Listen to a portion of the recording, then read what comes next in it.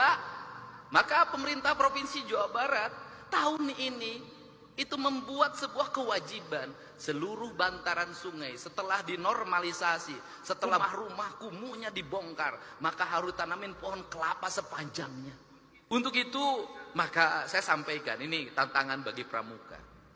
Hari ini Pemda Jawa Barat mulai menanami pohon-pohon enteh-enteh, areal perkebunan enteh yang kosong itu ditanamin.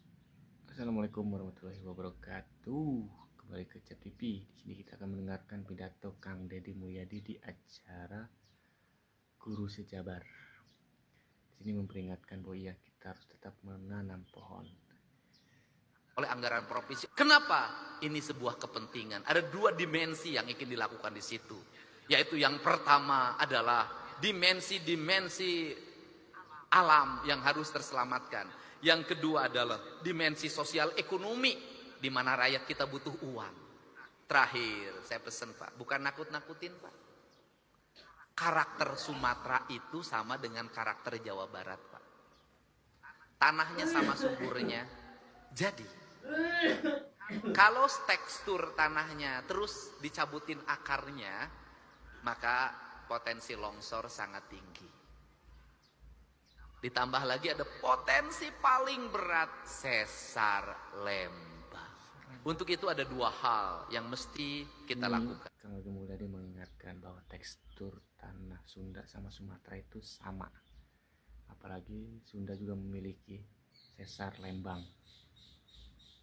Satu, kita mencoba untuk segera membenahi alam Jawa Barat ini yang rusak. Yang kedua, setelah membenahi alam ini, setelah sungainya dinormalisasi, setelah pohon-pohonnya ditanam, setelah gunung-gunungnya dihijaukan, setelah kita melakukan ikhtiar-ikhtiar kemanusiaan, maka kita berpasrah pada Allah. Jangan berpasrah terus tanpa ikhtiar kemanusiaan. Sehingga saya mengucapkan terima kasih. Sekolah-sekolah, dinas pendidikan harus mulai dirumuskan. Saya harapkan di baju pramuka itu mereka tidak di dalam kelas, tapi mereka berada di luar kelas, membersihkan sungai, menanam pohon, kemudian belajar memasak di alam terbuka.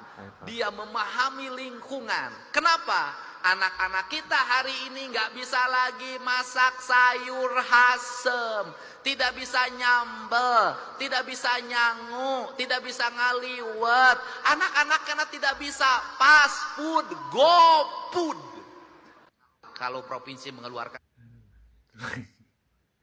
Kang Deddy Mulyadi bahwa anak-anak sekarang tidak bisa memasak.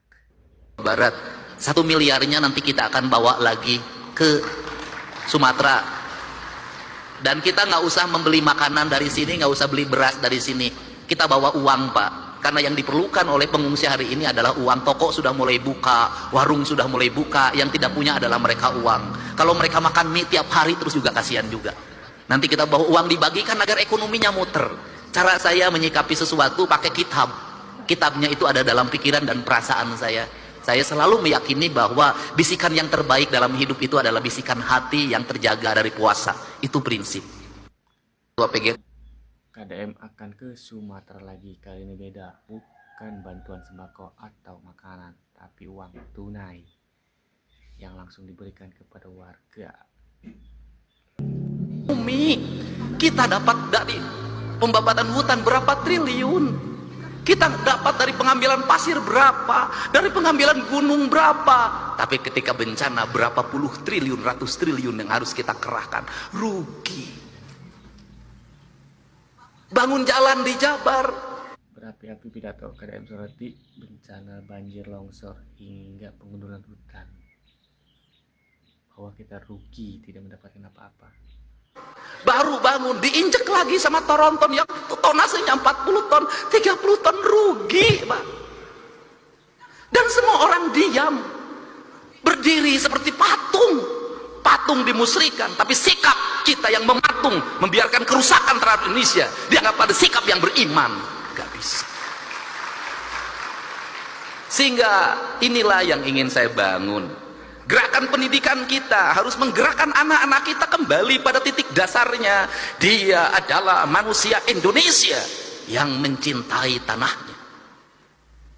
Problem anak-anak kita hari ini apa? Dia tidak mengenal tanahnya. Kenapa tidak mengenal tanah? Sejak lahir kakinya tidak pernah menginjak bumi.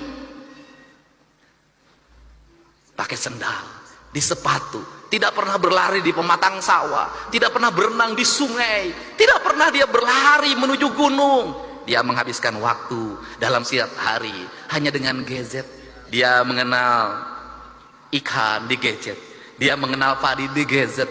Dan setelah itu negara lain mengintip kita, dia kemudian mengunci kita, otak kita, mengunci otak anak-anak kita. Standarnya sebegini, orang Indonesia umurnya segini. Kenapa? Mereka sudah punya rumusan. Kenapa? Bahan baku tempenya dari saya sudah tahu itu kualitasnya. Dagingnya dari saya, semuanya dari saya sudah tahu isinya apa. Kamu umurnya sekian, nanti ada penyakitnya ini, dan ketika penyakitnya ini ahlinya dari saya, alat kesehatannya dari saya, teknologinya dari saya. Kamu akan jadi bangsa dungu selamanya.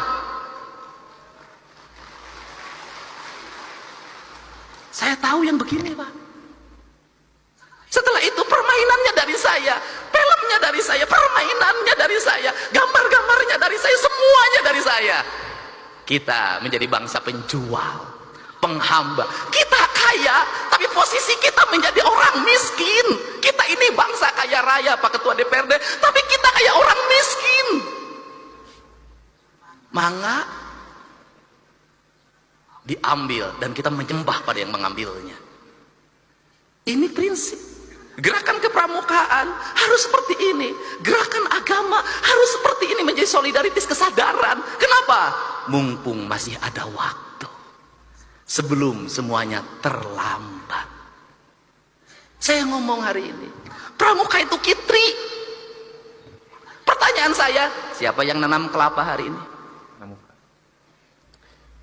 Tiap hari itu dalam tradisi Sunda itu sebenarnya nggak boleh dawegan itu sakral aja, hanya untuk sesajen. Itu nggak boleh. Kenapa? Itu pantangan pamali. Saya tahu kalau yang mudanya diambil terus, yang tuanya tidak akan lahir. Akhirnya kita hari ini harga yang mahal kelapa karena bijinya juga diperlukan untuk industri biskuit di Cina. Barang yang murah kita ini tiap hari ngomong nanam nggak ada. Maka pemerintah Provinsi Jawa Barat tahun ini itu membuat sebuah kewajiban, seluruh bantaran sungai setelah dinormalisasi, setelah rumah-rumah kumuhnya dibongkar, maka harus tanamin pohon kelapa sepanjangnya. Saya tiap hari nanam pohon kelapa. Kenapa? Ini pohon yang paling kokoh. Kemudian nanti itu apa yang dilahirkan dari pohon kelapa itu minyak. Dulu kita di mana di Jawa Barat penghasil minyak terbaik? Ciamis. Minyak keletik, saya tahu betul pada saat minyak keletik dikonsumsi oleh kita, dikembangkan pikiran bahwa minyak keletik itu mengandung kadar kolesterol tinggi, berbahaya bagi kesehatan. Terus itu, yang baik itu adalah minyak sawit. Sekarang dibalik lagi, yang terbaik itu adalah minyak kelitik barat. Itu begitu. Kamu ketinggalan, yang bagus ini.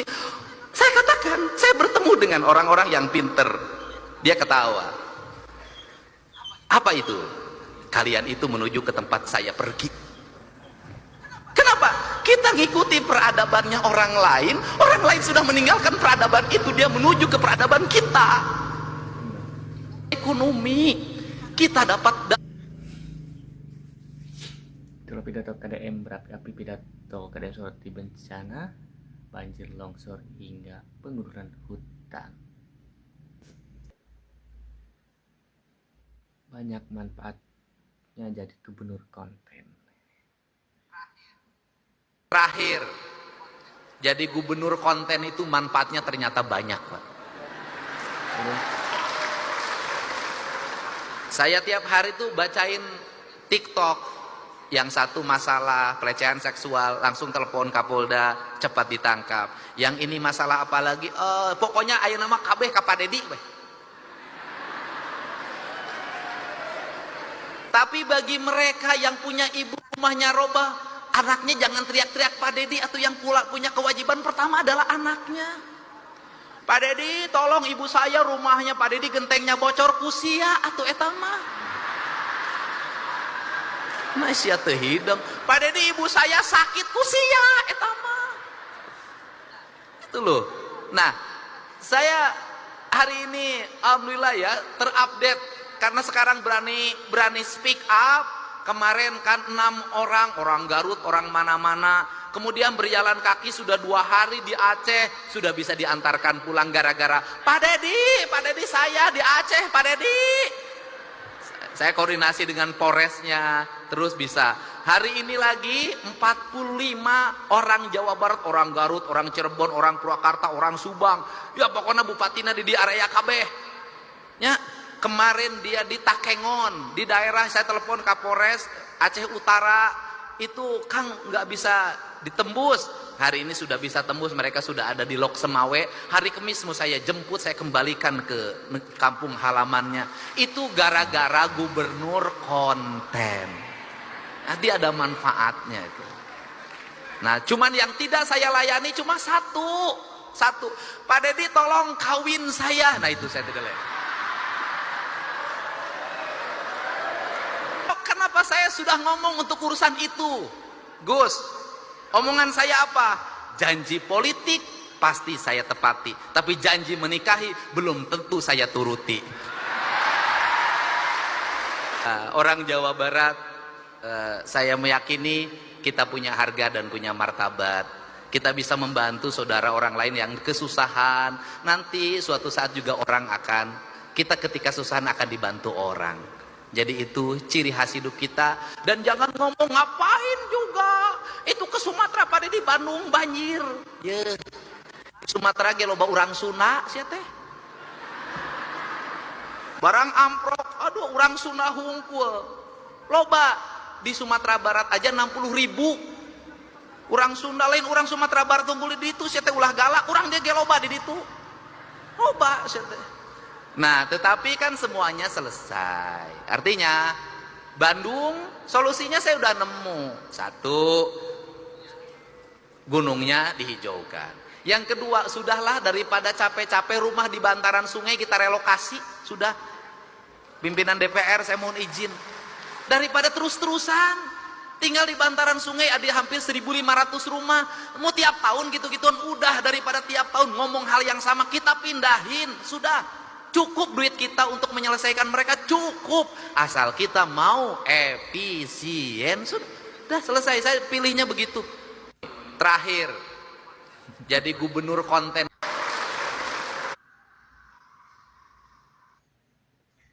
Itulah pidato Kang Deddy Mulyadi tentang banjir di Bandung dan Sumatera dan juga manfaat jadi gubernur konten.